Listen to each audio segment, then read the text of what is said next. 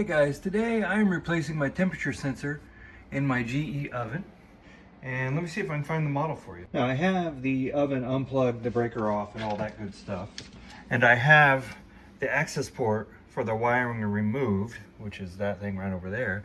Now I'm going to go ahead and remove this cover by just loosening these top screws and then taking off the black screws where this attaches. I've already got a few off over here, and then I'll get back to you. Okay guys, I have the back off. There's the back of the circuit board, the controls and all that. And if you go down about halfway or so, you'll see these wires that go to your top element, and then these wires right here with this plug, and that is your temperature sensor.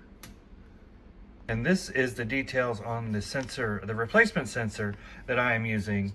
I'll have to put a picture in on the current model number, basically what comes from the factory in this, because I don't remember that number off the top of my head, or I'll get it for you when I pull this out real quick. So first thing we're going to do is we're going to disconnect that, then we're going to go around inside the oven, remove the two bolts which go in these little slots right here, and then pull that thing out and through, feed this new one in, and connect it back up.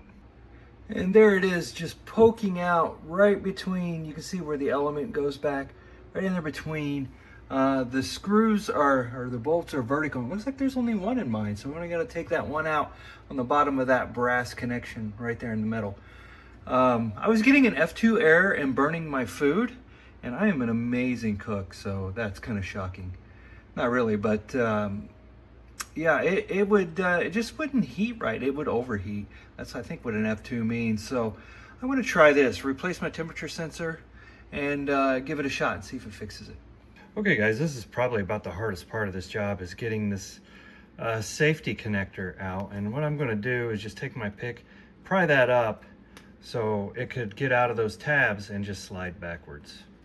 I can't do it two-handed, so I'm gonna do it real quick and get back to you. Actually, I meant one-handed, but you know what I meant. So yeah, you pop it up and then it automatically slides out. And just, it's like this little tab right here.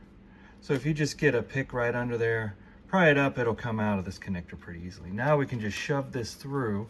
And this is fiberglass insulation, I'm pretty sure. You can hear I already got that bolt out.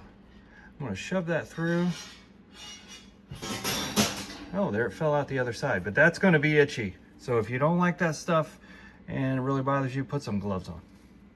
Guys, here's my old one. It looks okay, and the wires, I think, look okay. I'm not sure what would cause it to fail. And here is the model number, the WB2 1T10007. That's what I searched to find my replacement. So I'm gonna hook my replacement up and let's see how it works. All right, the new one is in. Sorry, I got my finger out of the way. And bolted down. I just need to go around in the back and plug it in. Guys, I went ahead and got it started so I could do this with one hand. When you press it in, it just falls into those tabs and then it won't come out. And we're done. We just need to put the back on and we'll be able to test this out. One more tip to mention, guys, these all are really sharp edges and some dust. So you probably want to wear gloves when you do that. I'm pretty careful, and I'm used to working in these types of environments, so it doesn't probably bother me as much, but I just wanted to mention that you probably will slice your hands up trying to do this, but just be careful, and it's really an easy job.